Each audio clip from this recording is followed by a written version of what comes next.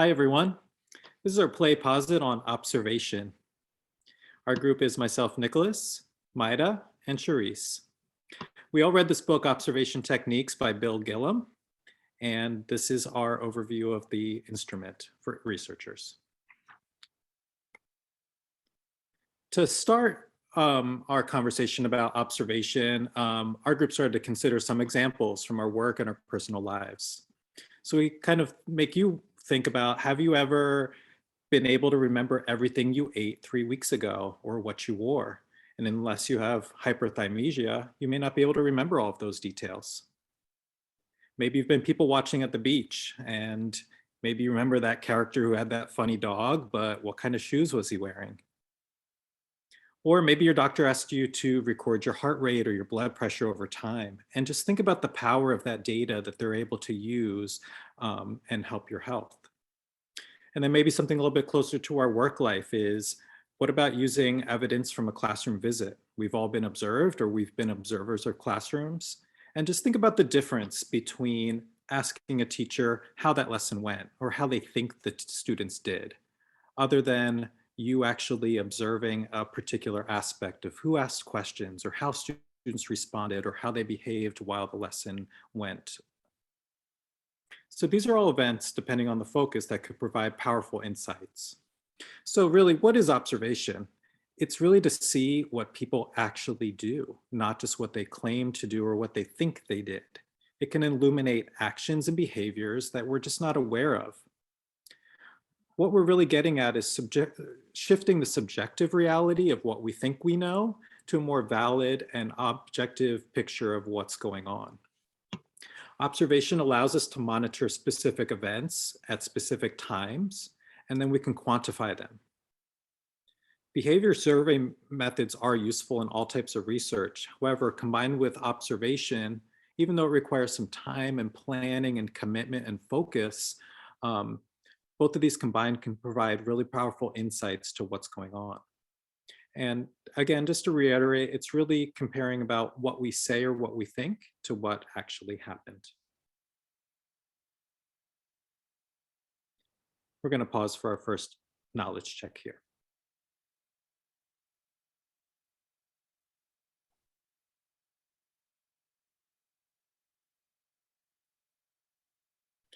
So our first type of observations is called structured observation. Here are its characteristics. It's got a highly specific focus and systematic checking of elements of behavior. Usually this involves some kind of tally table and choosing a particular event that's going to be measured. It's useful when self-knowledge or the limits of our own memory may not give us a full picture. Some of the aspects of this is the data can be very precise and quantifiable, but this does require us to have a very particular focus that we're measuring. And at the end of the day, the data can be summarized.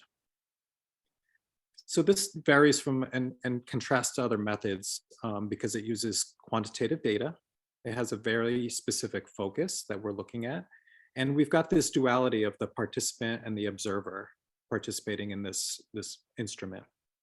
There are limitations. It doesn't always capture the full social context where the event or the behavior is occurring. And if something strange happens or unexpected happens, our instrument on our table that we created may not capture all of that input. And again, why don't we just ask people, how it went? And really it comes down to, we're just not always self-aware of all the things that are happening in that moment. And the author kind of summarizes this by saying, we study behavior because it reflects those elusive internal states that underlie what people do. Some of the elements of unstructured observation, before we get to charts and tables and counting, it really begins with some unstructured looks and seeing what's going on. We have to figure out, what are we going to focus on when we start measuring? For event sampling, this is really useful if it's discontinuous over time and doesn't happen in rapid succession. So if it's got low frequency, we can start to figure out what we're going to measure. We have to figure out what defines an event. Are there subcategories that we should consider? Who are going to be our participants? And then we need to make that great little clean table. We need to make the table and also test it before we go into real time. All of these things combined can really help us connect things that happen in event A to event B. So maybe it's from the time the students walk into the classroom to they start answering questions and really participating in rigorous learning. Time is a big element of observation in a structured format. We need to figure out what are our time intervals and the snapshots of when things are occurring. And finally, like many types of research, we have to take samples. We are getting a representation of the whole. It's not useful to watch everything for the whole amount of the time and everyone continuously. We want snapshots of what's going on. The author had a great example. So the author actually was observing homeless people on the streets of Glasgow. And here's a picture of the individual that he developed a relationship with. And it took him many months to kind of figure out, oh, this homeless person who begs for money on the street is very interesting to me. And he wanted to learn a little bit more about how they go about their day and get money from people and how they interact with others. So he started to create this table. And before this table, he had to think about a lot of different things. There's many decisions to be made. So the first thing is, well, where do we sample? So he decided, well, I'm going to go to Argyle Street in Glasgow, and we're going to go on a particular date. Who is my subject? Well, it's this person, Ian, who I developed a relationship with.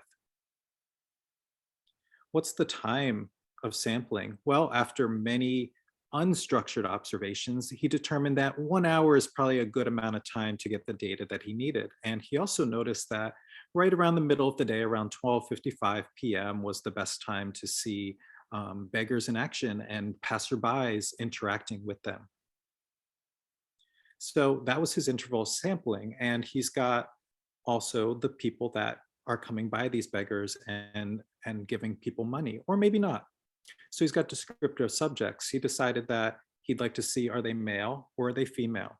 Are they younger, under the age of 45, or are they a little bit older, over the age of 45? And he created this table over many revisions. And all of this happens way before the final actual count. And what are we counting here? Well, do people give money or not? Do they give it silently, quietly, and look away? Or do they stop and talk to Ian for a minute? Or maybe they just talk to Ian for a little bit and pet his dog and they don't give him money at all.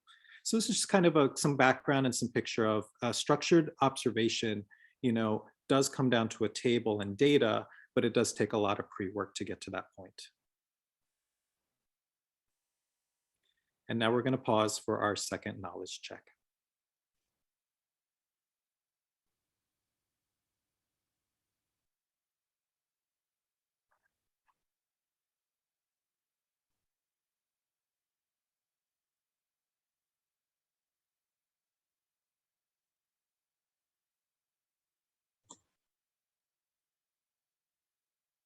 Okay, so a second type of observation is semi-structured observation. So some characteristics of semi-structured observation include questions are planned specifically in advance, but are also open.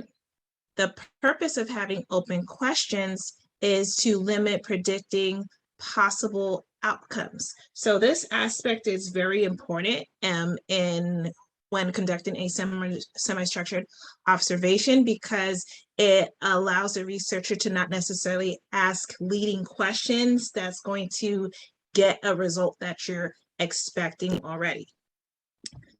It also includes asking questions as one goes along in the observation, but specifically remembering that the primary method of collecting data is watching. The questions in this case are just guides to support whatever data is being collected, but still the main method is watching.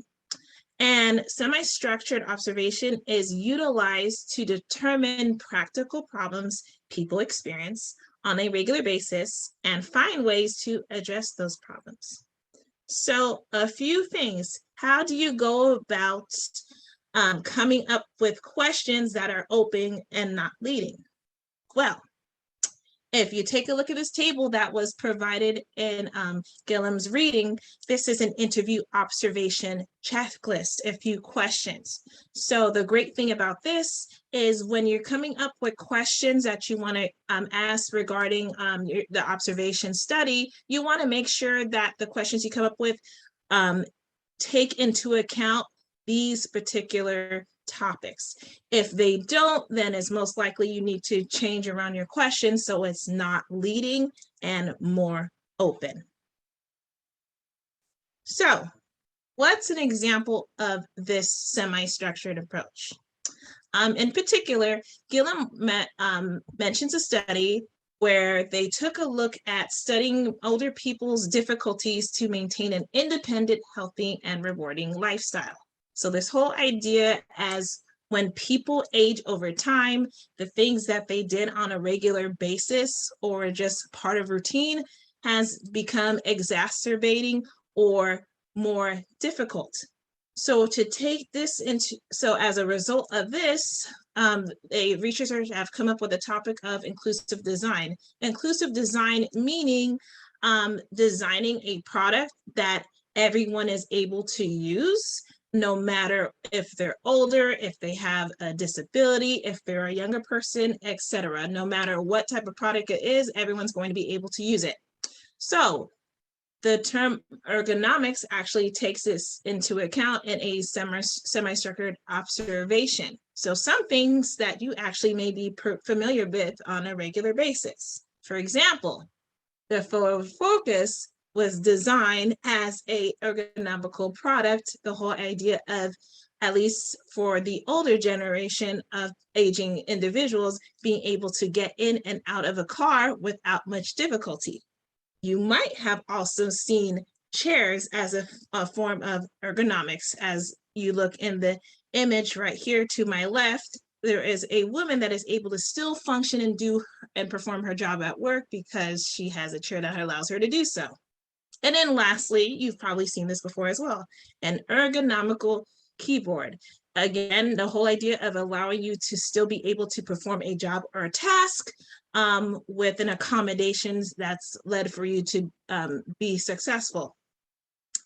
The idea of semi-structured observation is also looked at in the context of ecological psychology.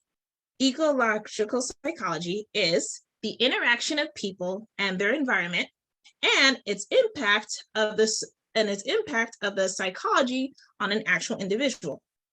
One thing to really remember is that an individual's behavior may change depending on their environment. For example, a positive interaction would be a person being able to do their job based off of a factor, that an environment that allows them to do so. But then on the other side, a negative interaction would be an individual being constrained by the actual environment that they're in. So, for example, going back to what we were talking about in particular about not having leading questions, but open-ended questions. Let's take the keyboard, for example. If you wanted to ask the question of, how do you feel using this keyboard?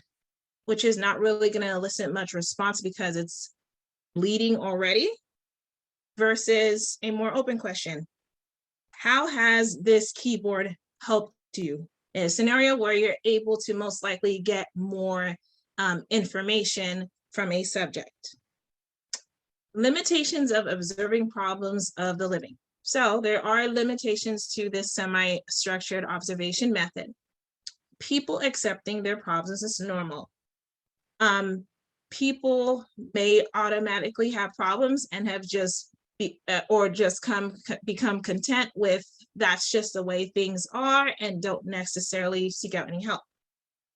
Another aspect of that that's a limitation is people not realizing that they have difficulty living and can actually get help.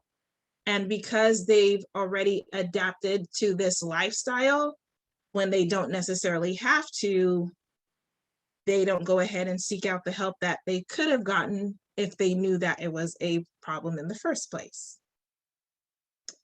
So I'm going to go ahead and I'm going to pause for a knowledge check number 3 here.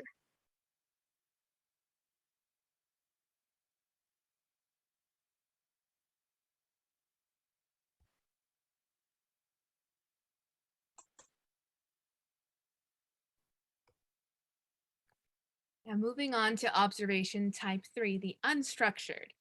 Characteristics of the unstructured are full participant observation, also cultural immersion. So, what that looks like is it's carried out by an insider. So, typically, we see this type of method in ethnographies. And so, in ethnographies, we'll see that the participant observer will form connections with sponsors and key informants. Another example of this type of study is the self-observation. The unstructured differs from other methods as a result of its focus and the participant observer style. And finally, the lack of prior theoretical commitment, meaning that what informs the direction of the study is what the participant observer experiences. Some limitations of the unstructured observation style are the high risk of bias entering the data.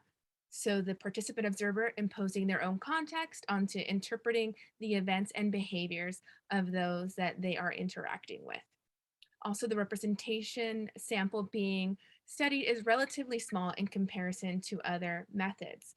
And finally, it does take a lot of time to gather factual data using participant observation.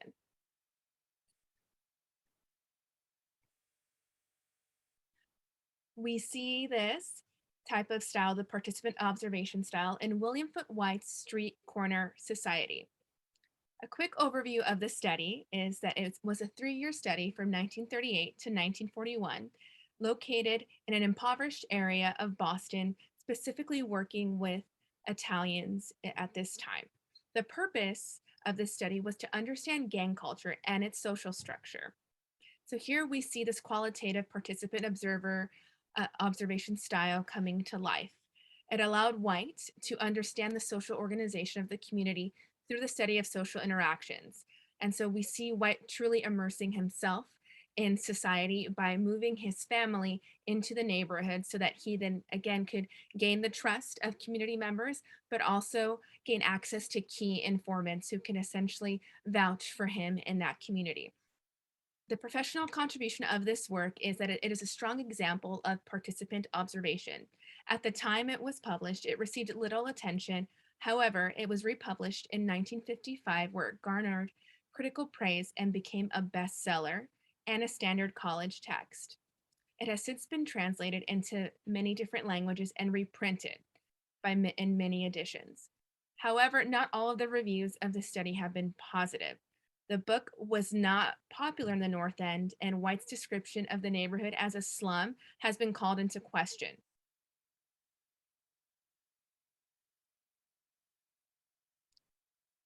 So now it's time for a knowledge check. So we will take a moment to pause.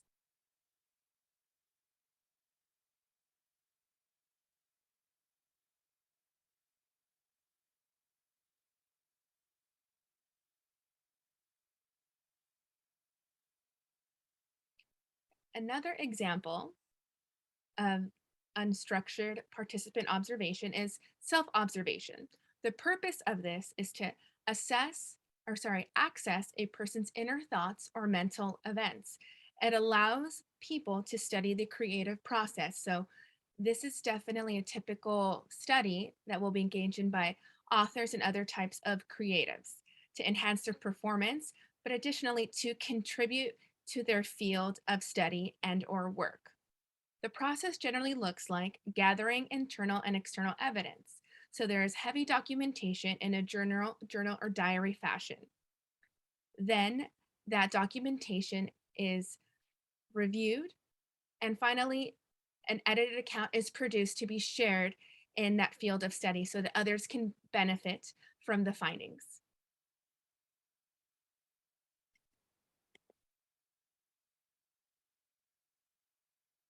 Ethical dilemmas. There are several ethical dilemmas to consider, such as personal data, being sensitive to the nature around the regulation and control of personal data as it is being collected and documented. Consent. As we know, informed consent is now a standard requirement so that research subjects are actively involved in the process and deception is prevented. However, sometimes this can be called into question when we look at covert and overt observation. Often we will see covert observation used in investigative journalism.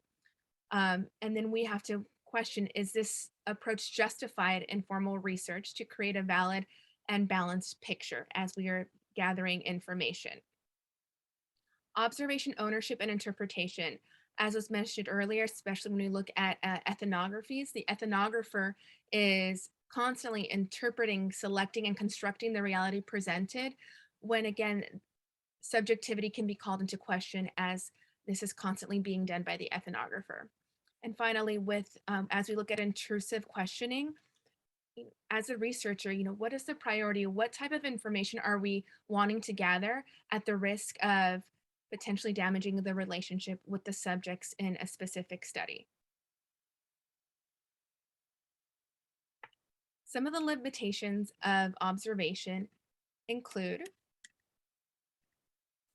the evolution of behavior, meaning that brief observation does not suffice. And so while there is an extended interaction period, there's much that can be left out, and there needs to be reference to past information that at the time of the present research the researcher may not be aware of.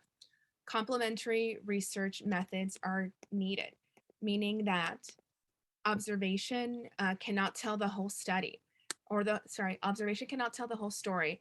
Again, needing to know the prior context to make sense of what one is presently experiencing as a participant observer. Contribution of observation to theory. Ethnographic studies generally do not adopt a theoretical perspective because of the strong emphasis on description, an explicit attempt to not impose an explanation to what is observed, but rather to interpret the event. So again, walking in and studying before developing a working theory of what is going on. And at this time, we are going to pause for another knowledge check.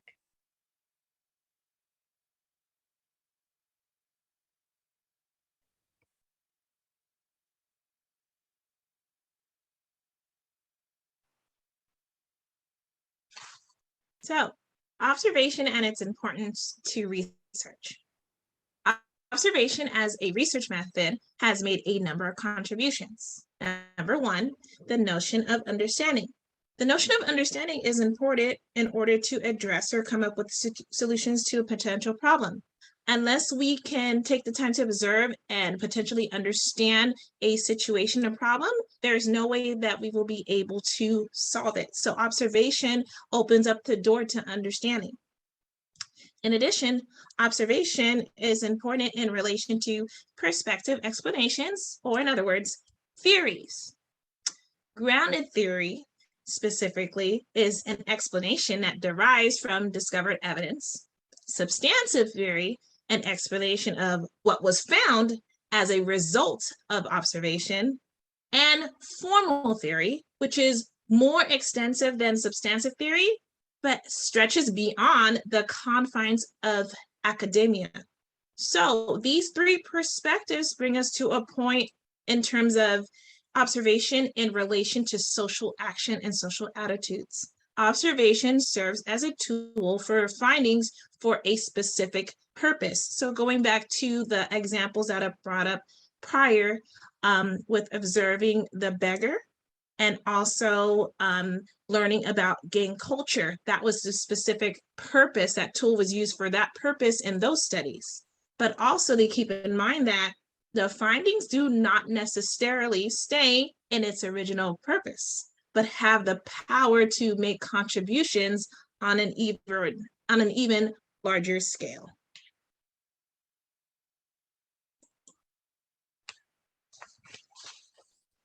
So in closing, observation observes what people actually do, not what they think they do. is done over a period of time and can impact changes in a specific study and beyond. This is our Play Posit presentation on our research method of observations, and we hope that you enjoyed. Thank you.